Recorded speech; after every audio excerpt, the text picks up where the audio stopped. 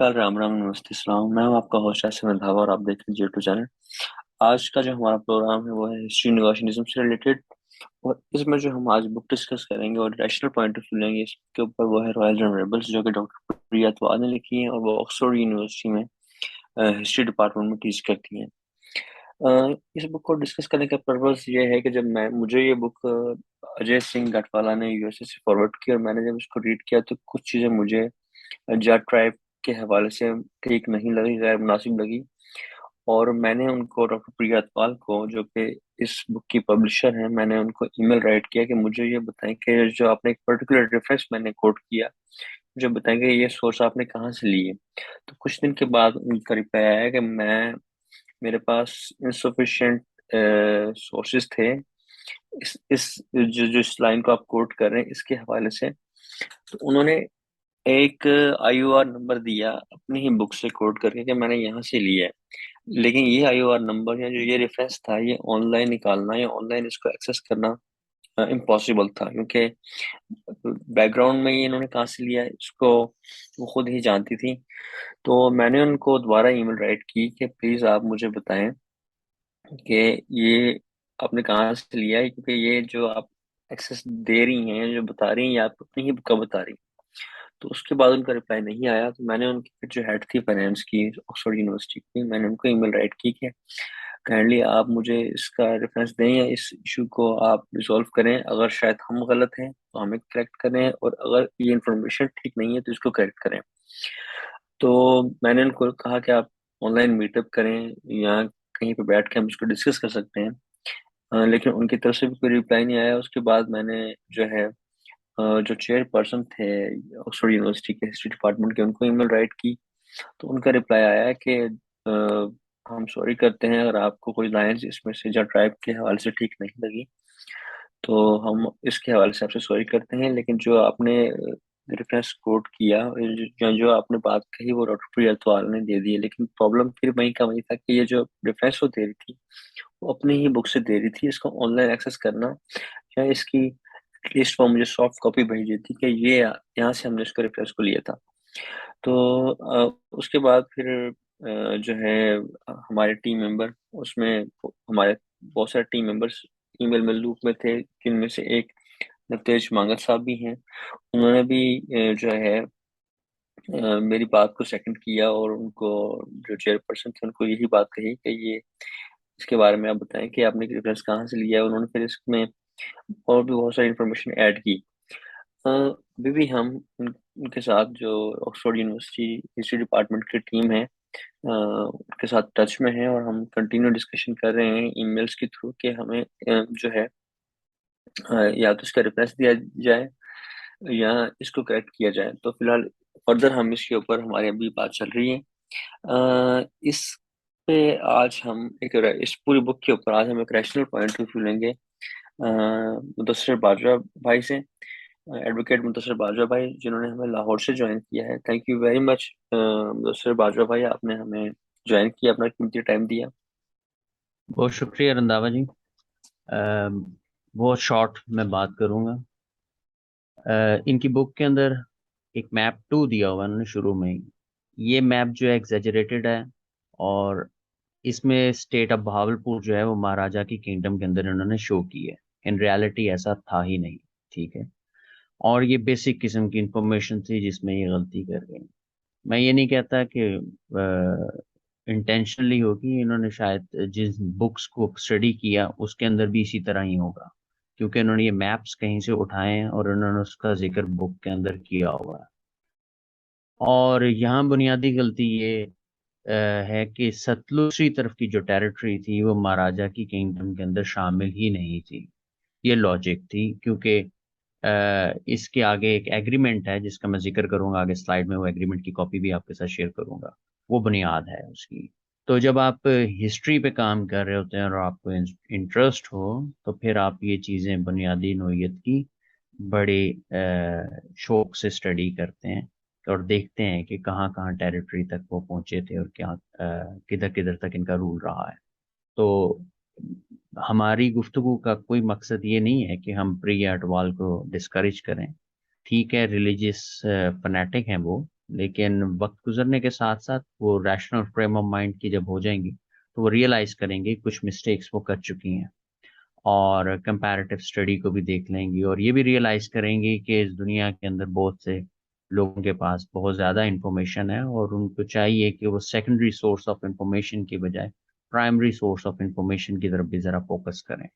और ऐसी families exist करती हैं जिनसे जाके वो इंफॉर्मेशन कलेक्ट कर सकती हैं, और उनके पास बहुत ज़्यादा डिटेल में इंफॉर्मेशन पड़ी हुई है अभी भी, और वो उनको मिल सकती है। लेकिन ऑन ग्राउंड आके फील्ड्स में काम करने का इंडिया, पाकिस्तान और हम इस एरिया के लोगों को शौक नहीं है ज़्यादा काम करने का। तो कोशिश यही होती है कि कट एंड पेस्ट करके हम काम चला लें और रेफरेंस कोट कर दें कि जी हमने फलां जगह से चीज़ उठाई थी। और आप कहीं से उठाते भी हैं तो फिर आपने ये भी बताना होता है कि जो मैं ये बात कर रहा हूँ इसके अगेंस्ट कौन कौन से ऑथर्स ने क्या क्या बातें की हुई, और मैं जो कंक्लूड कर रहा हूँ वो किस बुनियाद पे कर रहा हूँ। इसको कहते हैं रीजनिंग के साथ बात करना। तो जजमेंटल होके स्टेटमेंट्स नहीं देनी चाहिए जिस तरह इन्होंने दी हुई है। उसकी सपोर्ट में कोई चीज एविडेंस ये नहीं प्रोवाइड कर रही बुक के अंदर। जी प्लीज आगे कीजिए। अच्छा, ये स्लाइड, ये जो मैप आपने शो करवाया हुआ है वो ये इसको कैसे आप डिफाइन करते हैं? पिछला मैप जो था वो उन्होंने दिया हुआ था, ये मैप मैं शेयर कर रहा हूँ। ये मैप भी मैंने कहीं से लिया हुआ है। इसमें आपको वाज़े नजर आ रहा है सतलुज दरिया के दूसरी तरफ जो है वो किंगडम की दूसरी तरफ प्रिंसली स्टेट्स वगैरह है, और वो महाराजा की किंगडम का हिस्सा नहीं है। और बहावलपुर स्टेट इसके अंदर वाजे तौर पर नजर आ रही है, उसका पार्ट नहीं थी। ठीक हो गया, आगे कीजिए जी। अच्छा, ये वो डॉक्यूमेंट है जिसकी आप बात कर रहे थे? बिल्कुल, ये ट्रीटी है जी, अमृतसर, ट्रीटी ऑफ अमृतसर 1809 की। जब ये शुरू में ही रंजीत सिंह की एम्पायर जो थी वो जोरों पे थी, तब ये साइन हो चुकी थी अंग्रेज के साथ। और ये वो ट्रीटी है जिसकी वजह से भावलपुर की स्टेट पे रंजीत सिंह की फौजें नहीं दौड़ी। कब्जा करना चाहते तो भावलपुर की स्टेट को पे कब्जा करना कोई मसला नहीं था, चुटकी का काम था। तो लेकिन बेनिफिशियरी जो था नवाब ऑफ बहावलपुर, वो इस ट्रीटी की वजह से बन रहा था, जिसको और उसको प्रोटेक्ट कर रहे थे अंग्रेज। और इस ट्रीटी के अंदर कुछ बुनियादी नोयत की बातें, उनकी तरफ मैं आपकी तवज्जो मबसूल करवाने की कोशिश करता हूँ। एक तो आप देखिए कि ये इंटरनेशनल डॉक्यूमेंट है। किंगडम इंटरनेशनली अपने आप को रिकग्नाइज क्या करा रही है, सिख एम्पायर के तौर पर नहीं करा रही, पहली चीज। दूसरी, इस ट्रीटी का एक एक वर्ड जो होता है इंटरनेशनल डॉक्यूमेंट का, वो आप जैसे आज कैबिनेट में डिस्कस होता है या फॉरेन मिनिस्टर्स बैठ के डिस्कस करते हैं, वो टॉप लेवल पे चीजें डिस्कस होती हैं कि क्या चीज होगी, हमने किन वर्ड्स को यूज करना है डिप्लोमेटिकली, किन को नहीं करना, किन नामों से हम पुकारे जाएं तो हमारे लिए ठीक है, किन नामों से ना पुकारे जाएं हम। ठीक है, तो ये एक ऑफिशियल डॉक्यूमेंट है। महाराजा रंजीत सिंह ने इसको ऑन किया हुआ है, डिस्कशन हुई हुई है इसके ऊपर, नीचे उन्होंने सिग्नेचर भी किए हुए हैं। अगर प्रिया अटवाल साहिबा की एक्सेस है तो ओरिजिनल डॉक्यूमेंट्स की तरफ जाएं, इसको अपनी बुक का हिस्सा बनाएं। हम भी अप्रिशिएट करेंगे और हमें भी नई चीजें जानने को मिलेंगी। ऊपर आप देखें राजा ऑफ लाहौर कहा जा रहा है महाराजा रंजीत सिंह की किंगडम के बारे में, कि वो उसको नाम जो दिया गया वो राजा ऑफ लाहौर का दिया गया है, और जो स्टेट है उसको स्टेट ऑफ लाहौर के नाम से पुकारा जा रहा है। इसके ऊपर कोई एतराज नहीं है, और इस पूरे डॉक्यूमेंट के अंदर कहीं भी कोई चीज ऐसी नहीं है जिसकी बेस पे आप ये कह दें कि सिख किंगडम थी या सिख एम्पायर थी और कुछ सिखिज्म को प्रमोट कर रहे थे। ऐसी कोई चीज भी इसमें कहीं से भी वाजे नहीं हो रही। स्टेट रिलीजन सिखिज्म नहीं था। जी आगे कीजिए। अच्छा, इस ये भी आपने कटिंग यहाँ पे लगाई हुई है इस बुक की, इसमें वो क्या बताना चाह रही हैं और आप इसको कैसे देखते हैं? इसमें जी माइग्रेशन का जिक्र वो कर रही हैं कि बहुत बड़ी तादाद में जट जो थे वो माइग्रेट होके अमृतसर की तरफ आके सेटल हो गए थे। ऐसी कोई माइग्रेशन हिस्ट्री के अंदर कहीं कोट नहीं हुई, और ये माइक्रो लेवल की बातें हैं, और ये इस तरीके से कोट कर रही हैं जैसे इनके पास कोई आई विटनेसेस हैं और उनका कोई रेफरेंस है, और ऐसी कोई चीज रिकॉर्ड पर नहीं है। और ये बुनियादी हकीकत जो है जाटों की, उसको, उनके कस्टम्स को, उनके रवायात को इन्होंने स्टडी नहीं किया। एक पंजाबी में कहा जाता है इसको बदुआ, या आप कह लें गाली के तौर पे भी दिया जा सकता था। आज भी लिया जाता है और पहले भी लिया जाता था कि तेरियां जड़ा जड़ा वड्डियां जान। ठीक है, जड़ें काटना या कटवाना ये बुरी चीज समझी जाती थी, और अपनी जड़ों से डिस्कनेक्ट होके कोई दूसरी जगह पे जाके सेटल हो रहा है तो बड़ी बुरी चीज थी, कोई पसंद नहीं करता था। यहाँ ये चीज भी आपको बताता चलूं कि प्रिया अटवाल साहबा के नॉलेज में भी बेहतरी आ जाएगी इससे, कि जट्टों के दो रिलीजन थे, एक मेन स्ट्रीम रिलीजन है और एक उनका फोक रिलीजन है। फोक रिलीजन में उनका जथेराइज्म का एक पूरा सिस्टम है। ठीक है, ये अपने आप को अपने एंसेस्टर्स के साथ कनेक्ट करते हैं, और इनका दिल नहीं करता था कि अपनी जमीन छोड़ के जाएं, अपने एंसेस्टर्स की प्रॉपर्टी उनके एरियाज को छोड़ के दूसरी जगहों पे जाके सेटल हो, और किस लिए सेटल हो, ऊपर पर्पस भी बताएं। अगर इनके पास कोई ऑथेंटिक इंफॉर्मेशन है हमें प्रोवाइड करें। ये उन क्लैंस का नाम बताएं, उन विलेजेस का नाम बताएं, कितनी को लोग माइग्रेट होके आए, कहाँ सेटल हुए, कैसे उन्होंने कमाना शुरू किया वहां जाके, कौन उनको खाने पीने के लिए चीजें देता था। इंडिया इससे पहले बहुत दफा छोटी छोटी रियासतों में तकसीम हुआ है, ये इंडिया पाकिस्तान पहली दफा नहीं बने, लेकिन कभी हिस्ट्री के अंदर ऐसा नहीं हुआ कि आपने लोगों की मूवमेंट्स पर पाबंदी लगाई। एक चीज, दूसरी चीज, कभी ऐसा नहीं हुआ कि लोगों ने बड़ी तादाद में माइग्रेट कर किया हो एक जगह से दूसरी जगह, इस बुनियाद पे कि जनाब कोई रिलीजन आ गया है या यहाँ कोई राजा महाराजा कोई दूसरा आ गया है। लोगों ने अपनी एंसेस्टर्स की प्रॉपर्टीज नहीं छोड़ी, अपनी जड़ें खुद से नहीं काटी। ठीक हो गया। यहाँ ये रियलिटीज थी जिनको ये इन्होंने इग्नोर किया हुआ है। उन चीजों को एड्रेस करें रैशनली, रीजनिंग के साथ, फिर मजा भी आएगा डिस्कस करने का, पढ़ने का। ये सारी हाइपोथेटिकल किस्म की बातें कंक्लूड कर रहे हैं, फोर्स कर रहे हैं कि जी इसको सच मान लें, भी कैसे मान लें, रियलिटी से दूर हैं ये बातें, और बेसिक कॉन्सेप्ट्स जो सोसाइटी के हैं हमारे, उनको ये कॉन्ट्रडिक्ट कर रही है चीज। जी आगे चलें। दरअसल बाजवा भाई, ये भी आपने कटिंग वहां से ली है, तो इसको आप कैसे डिफाइन करते हैं उस बुक बुक की कटिंग को? ये वही चीज बार बार रीइटरेट कर रहे हैं, ताकि ये एक साइकोलॉजिकली एक तरीका होता है कि आपने किसी के माइंड के ऊपर बम्बारमेंट कैसे करनी है, उस चीज को किसी और जगह पे जाके किसी और तरीके से रीइटरेट कर दिया जाता है, और उस झूठ को सच की शक्ल दी जा रही होती है। ठीक है जी। तो ये लोग माइग्रेट करके इनके मुताबिक आ रहे थे, इनके पास कहाँ से पैसे आ रहे थे कि जी इनको कैंपिंग करके दे रहे हैं वहां पे, और कहाँ सेटल हो रहे हैं, और कैसे वो सारी जरूरियात पूरी हो रही है, ये आज के तरीके से सोच रहे हैं। माजी में ऐसे नहीं था पॉसिबल हो रहा। ठीक है जी।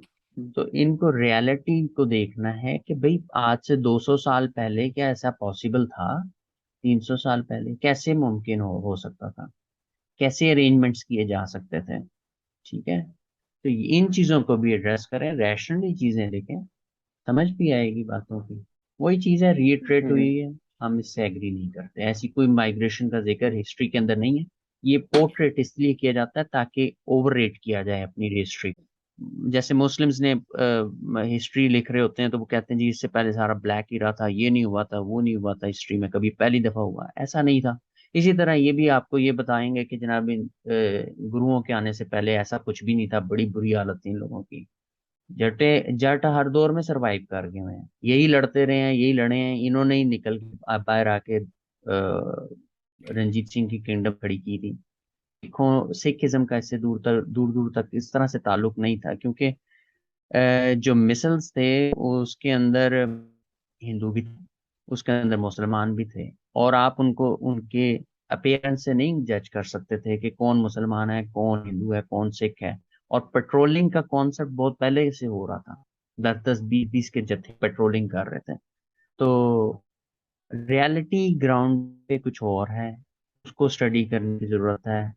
जब तक ये क्लैन लेवल के ऊपर आके स्टडी नहीं करेंगे, कौन सा क्लैन कहाँ करता है, उसकी ट्राइबल बेल्ट किधर है, कितनी पॉपुलेशन, कितनी स्ट्रेंथ है उन लोगों की, क्या वो मार्शल हैं कि नहीं है, तब ये इसको नहीं कर सकते। बड़ी छोटी बातें कर रहे हैं कि जी वो पेशेंट पेशेंट तो जनाब लैंड ओनर होता है, छोटा लैंड ओनर।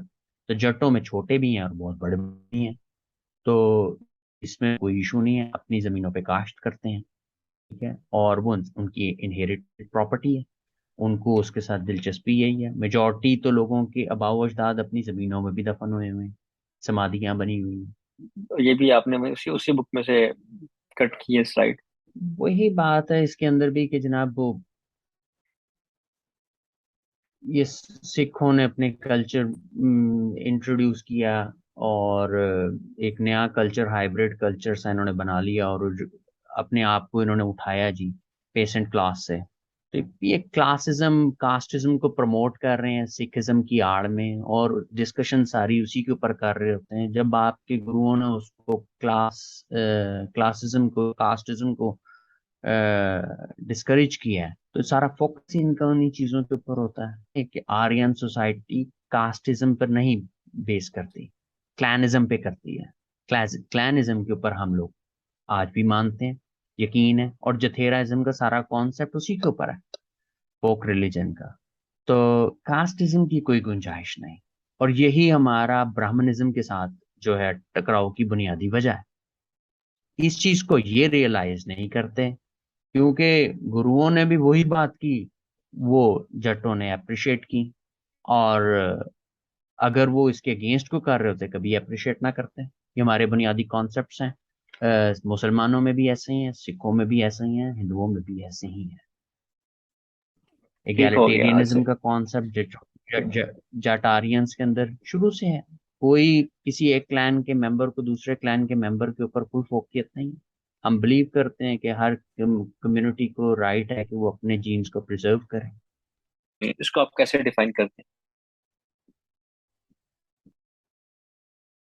देखें, जिम्मेदार सारे हैं, जिनको ये मिसलदार कह रही हैं वो भी जिम्मेदार थे, और उनकी थोड़ी जमीन हो या ज्यादा जमीन हो, जिम्मेदार रहता है। आप जट्टों में बहुत ही कम लोगों को देखेंगे जो इंफीरियोरिटी कॉम्प्लेक्स का शिकार होते हो, ये सोच के कि उनकी जमीन कम है। अगर देखेंगे सीना तान के कहेगा मैं जिम्मेदार हूँ, और ये इस चीज को अंग्रेज ने बहुत सी जगहों पे अपनी रिपोर्ट्स के अंदर कोट किया हुआ है कि जटों की ये चीज समझ नहीं आती कि उनके पास जमीन कम भी हो तो वो अपने आप को जट कहते हैं और पक्के कहते हैं, और कहते हैं कि हम लैंड ओनर्स भी हैं, और वो थोड़ी हो या ज्यादा हो, उनके लिए प्राइड इस चीज में है, फख्र इस चीज में है कि वो जी जो जमीन उनके पास है वो उनके एंसेस्टर्स की है। ये चीज इनको नहीं समझ आए, और इसी चीज की वजह से ये लोग फौज में जाते हैं। और जो जमीन के साथ नहीं जुड़ा नहीं जाएगा उस तरीके से, और वो लड़ेगा नहीं उसके लिए। हमारे जमीन के लिए लड़ने की वजह ही ये है कि इस जमीन के अंदर हमारे आबाओ अजदाद का खून मिला हुआ है, ये उनकी टेरिटरी है, उनकी लेजेसी को लेके हम आगे चल रहे हैं जी। और अच्छा उसके यहाँ बाद। इनका जो कंपैरिजन है उसके साथ मिसलदार के साथ, मिसलदार वॉर लॉर्ड है। पीछे करें स्लाइड में, पिछली स्लाइड कीजिए जी। मिसलदार वॉर लॉर्ड है। ये ऐसे ही है जैसे आज ये किसी पॉलिटिशियन को मिसलदार के साथ कंपेयर करें। अगर वो MNA MPA है तो वो 2 मिनट में लताड़ के रख देगा, क्योंकि उसके पास स्टैंड बाय आर्मी थी। इनके पास 200 से 500 अफराद पर मुश्तमिल एक स्टैंड बाय आर्मी होती थी, और जब इन्होंने जंगों में जाना होता था कॉल करते थे तो जिम्मेदार आ जाते थे। आते कौन थे? जिम्मेदार। मैंने आपको पहले बताया कि इसमें सिख भी थे, मुसलमान भी थे, हिंदू भी थे, और इनकी दोस्ती थी। और ये ऐसा नहीं था जिस तरह की आज ऐनक से देख रहे होते हैं कि जनाब ये सिख है ये मुसलमान है फलां। एक ही फैमिली के अंदर तीन तीन लोग मजाहिब के लोग थे, क्या करें थे, लेकिन ये किसी का गला नहीं काटते। तो ये ये कंपैरिजन रैशनल नहीं है जो इन्होंने किया है। यहाँ पे वो कैसे कंपेयर कर रही हैं चीजों को, कैसे देख रही हैं इस कटिंग के अंदर। कोट किया हुआ है कि जी ये कोड ऑफ एथिक्स जो थे सोसाइटी के वो अडॉप्ट कर रहे थे मुगल से, राजपूत से। भाई जब आप ये चीज कह रही हैं कि भाई वो सिख एम्पायर थी, तो जो कोड ऑफ एथिक्स वॉर के या बाकी चीजों के वो गुरु ने नहीं प्रोवाइड किए थे, वो अडॉप्ट कर रहे हैं मुगलों से, राजपूतों से।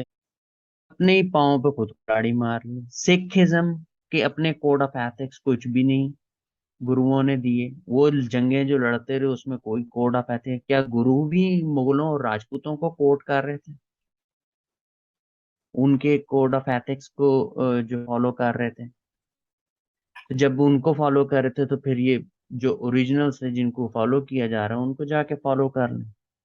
रैशनल पॉइंट ऑफ व्यू तो ये बनता है। तो ये अपने पाँव पर खुद कुल्हाड़ी मार दी है, हमें रगड़ने के चक्करों में अपने आप को खुद ही रगड़ दिया। तो इस पे हमें कोई केस को डिफेंड करने की जरूरत नहीं है, वो खुद ही डिफेंड करें जिनको रगड़ दिया। जी आगे कीजिए। ये फिर आपने एक और इन्फॉर्मेशन इस बुक में से निकाली है। अब ये देखें ना, मैं आपको वही बात कर रहा हूँ, अब ये कलाल वाली या कलाल वाला करके कोई गाँव नहीं है। क्या है? ये क्लास वाला है। गूगल पे सर्च करके देख लें ये लोग, लेकिन करेंगे नहीं, क्योंकि कॉपी पेस्ट करना है। अंग्रेजों की बुक्स को उठाते हैं, रिपोर्ट्स को उठाते हैं, चीजों को उठाते हैं, उसको as it is copy paste करके कहते हैं हमने किया है। इसमें कौन सी चीज है जो उन्होंने की है? ये एज इट इज आपको बहुत सी जगहों पे मिल जाएगा। और अगर इसके ऊपर थोड़ी सी वर्किंग कर लें तो चीफ्स ऑफ पंजाब के अंदर इनको काफी सी डिटेल मिल जानी थी। गूगल कर लें तो उनको गाँवों के नाम मिल जाएंगे, चीफ के अंदर उनको गाँव का नाम ठीक भी मिल जाएगा, और भी रिपोर्ट्स के अंदर मिल जाएगा। तो ये क्लास वाला है, कलाल वाला नहीं है। मैंने बहुत सारे सिख हिस्टोरियंस को देखा है लिखा हुआ कि वो कलाल वाला लिख रहे हैं। कलाल वाला कोई गाँव नहीं है। और ये जोत सिंह वजीराबादी थे, बाजवा थे। इसलिए क्योंकि मेरे ही क्लैन के थे इसलिए मुझे पता है कि इनका गांव कौन सा है, और उस गांव में जाके आपको पता लग जाता है कि कुछ धड़ल्ले वाला गांव है। अब इधर इनको नहीं पता कि ये ईयर ऑफ डेथ कौन सा है, 1880 सब पंजाब के अंदर मेंशन है, जाके वहां देख लें। और भी चीजें इसके अंदर भी हैं, बात लंबी हो जाएगी।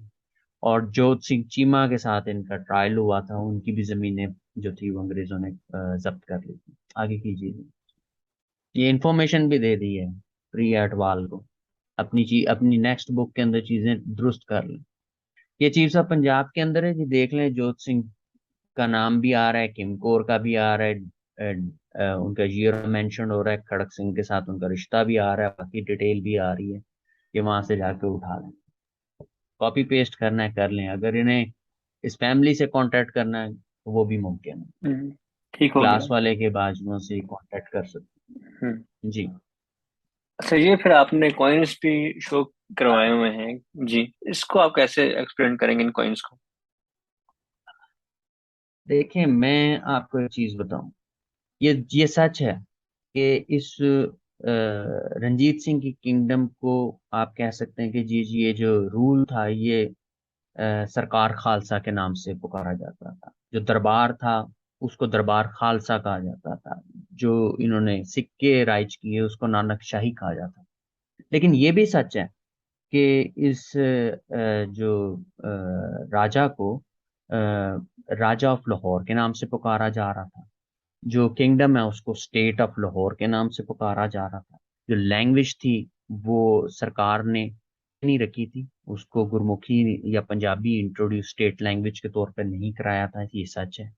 ये भी सच है कि वो थियोक्रेटिक स्टेट नहीं थी, सिख एम्पायर नहीं थी, सिख किंगडम नहीं थी, इसलिए वो थियोक्रेटिक स्टेट नहीं थी। वो एथनोक्रेटिक रूल जरूर था, क्योंकि दरबार के अंदर जितने भी लोग बैठे हुए थे सारे वॉरलॉर्ड्स थे, और जो वॉरलॉर्ड्स थे वो किसी ना किसी क्लैन को रिप्रेजेंट कर रहे थे। उनके पीछे उनका क्लैन खड़ा था, पावर थी क्लैन की, इसलिए वो वहां बैठे हुए थे। उनके साथ जो लड़ने वाले थे वो जवान उनके ही कौम कबीले के थे। ठीक है ना जी, ठीक है। अब आ जाते हैं इन पॉइंट्स के ऊपर। अब ये भी सच है और ये एविडेंस है इस चीज का। अभी स्वास्तिका का सिंबल है इसके अंदर यूज हो रहा, ये अगर आप जाटों से पूछेंगे तो वो कहेंगे हमारा एथनिक सिंबल है गुड लक का। ठीक है। अगर वैसे ही आप ब्राह्मणों से पूछेंगे हमारा रिलीजियस सिंबल है। तो यहाँ हम तो ये कहेंगे कि जनाब ये एथनिक बेसिस की वजह से लगाया हुआ है, और ये सिक्के का हिस्सा बना हुआ है। तो ये जो लोग ये कहते हैं कि वो सिख एम्पायर थी, वो इनवाइट करते हैं मुस्लिम फैनेटिक्स को कि वो अटैक करेंगे महाराजा रंजीत सिंह के किंगडम के ऊपर, और यही होता है। फिर वो आ जाते हैं कि सिख रूल था जी, साढ़े होंदे किस तरह सिख रूल हो गया। ठीक है ना। तो ये इनकी वजह से हो रहा है। महाराजा फैनेटिक नहीं था, रैशनल था, तभी रूल कर गया इतना अरसा। ठीक है ना जी। और स्टेट ने सबको लेके चलना होता है, किंगडम हो या स्टेट हो है जी। इसके अंदर ओम लिखा हुआ है। अब ये ओम के बारे में मैं आपको किसी और वीडियो में बताऊंगा कि इसका जाटों के साथ क्या ताल्लुक है और कैसे ताल्लुक है। और ये लिखा होना भी जो है देवनागरी के अंदर लिखा हुआ है, ये भी चीज वाजे कर रही है कि सिख एम्पायर नहीं थी। ये आ गया राम देवनागरी में। ठीक हो गया जी। तो एविडेंस भी होना चाहिए किसी चीज का। सिख एम्पायर, पहली सिख एम्पायर, मजहबी स्टेट, मजहबी किंगडम, तो जट एम्पायर थी। यही हकीकत है, इसको ये लोग एडमिट करें। सिख एम्पायर सतलुज के दूसरी तरफ भी थी, राजे थे सिख। उनको सिख एम्पायर, उसके अंदर ये अपने प्रेस्टीज क्यों नहीं तलाश करते हैं? सारा फोकस इधर क्यों है? ठीक है ना। और जो कंट्रीब्यूशन था उसमें सारे वॉरलॉर्ड्स आपस में भी लड़ रहे थे। साहिब सिंह भंगी के ऊपर अटैक करने को रंजीत सिंह ने कहा था। ठीक है ना, आपस में इन लोगों की काफी लड़ाइयाँ होती रही। कॉन्फ्लिक्ट ऑफ इंटरेस्ट भी था। तो अगर इनका गोल सिखिज्म था तो कभी कॉन्फ्लिक्ट ऑफ इंटरेस्ट ना होता।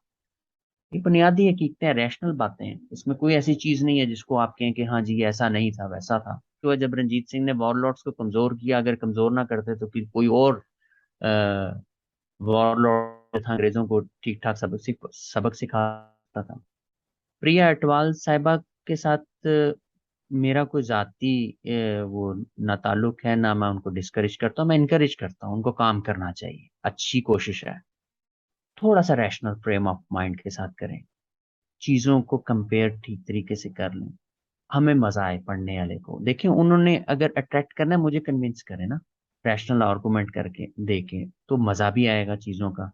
और हमसे कोई इंफॉर्मेशन उनको रिक्वायर्ड है तो हम वो प्रोवाइड करने के लिए तैयार हैं। अगर वो फैमिलीज तक एक्सेस करना चाहती हैं वो भी मिल सकती है। लेकिन ये फील्ड में आके देखें तो सही कि रियलिटी थी क्या। ठीक है ना। किसी ने गलत किताब में कोई चीज लिखी है, उसको एज इट इज ही कोट करके आप कर देंगे तो आपने तो झूठ ही प्रमोट किया ना। रिलीजन आपको नहीं सिखाता, किसी भी फनेटिक, रिलीजियस फनेटिक बंदे को, कि आप झूठ बोलें। परमात्मा, रब, ईश्वर को झूठ की सपोर्ट की जरूरत नहीं है। वो परमात्मा है। आप मजहब के नाम पे झूठ को जस्टिफाई नहीं कर सकते, झूठ झूठ ही रहता है। रब झूठ से अपनी वकालत नहीं करवा सकता उसकी बेस के ऊपर। उसके लिए सच बहुत है। उसको मेरी आपकी कोशिशों की जरूरत नहीं है, वो हर जगह कामयाब है। वो नाकाम है ही नहीं। नाकामी की दूर दूर तक कोई बात ही नहीं है।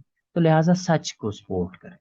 जो चीज जितनी है उसको ऐसे ही दे दें, आगे अब कर दें। उसकी आड़ के अंदर, हिस्ट्री की आड़ के अंदर मजहबी एजेंडे, पॉलिटिकल एजेंडे जो हैं वो फ्लोट ना करें। पढ़ने वाले भी देख लेंगे कि हिस्ट्री की बुक कोई लिखी हुई है तो किस फ्रेम ऑफ माइंड से लिखी है, किसने लिखी है, उसका पर्पस क्या था। और कोई किसी का कोई ऑर्गन तो नहीं, माउथ ऑर्गन के तौर पे तो नहीं काम कर रहा, कोई टूल तो नहीं बन रहा, कोई प्रोपेगेंडा मशीन के अंदर।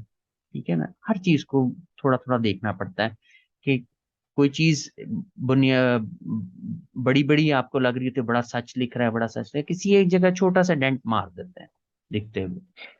मकसद सारे पीछे सच का ये होता है कि आगे वो जो हिट करना है उस पॉइंट को जस्टिफाई कर दे और वो चुप करके निकल जाए बीच में से। ठीक है ना। तो ये टेक्निक, ट्रिक्स हम मरासियों में भी देखते हैं और रिलीजियस फैनेटिक्स में भी देखते हैं। तो वो ना वो रियलाइज कर रहे हैं इस चीज को, ना ये कर रहे हैं। तो बेहतर है पढ़ने वाला खुद रियलाइज करे कि हमने सच पढ़ना है और झूठ में से सच निकाल। बहुत शुक्रिया। अ, थैंक यू। जी बिल्कुल, आपने ठीक कहा। एक्चुअली प्रोग्राम करने का मकसद किसी को डिस्करेज करने का नहीं है। डॉक्टर प्रिया इकबाल हमारे लिए रिस्पेक्टेबल है, और इस प्रोग्राम के थ्रू हम उनको यही सिर्फ कहना चाहेंगे कि रैशनली चीज़ों को देखें। और अगर हमसे कांटेक्ट करना है या कोई ऐसी इन्फॉर्मेशन चाहिए तो वो हमसे रब्ता कर सकती हैं। और चीज़ों को बिल्कुल एज इट इज़ देखें, जो कि रियल में एग्जिस्ट करती हैं। प्रैक्टिकली चीज़ों को देखें, ग्राउंड में जाके सर्वे करें तो उनको बहुत सारी चीज़ें मिल जाएंगी। So thank you very much advocate Mudassir Bajwa साहब, आपने टाइम दिया। इसी तरह हम नेक्स्ट प्रोग्राम में कोई और बुक लेके आएंगे ताकि जो एक्चुअल हिस्ट्री है उसको पोर्ट्रे कर सकें। Thank you very much.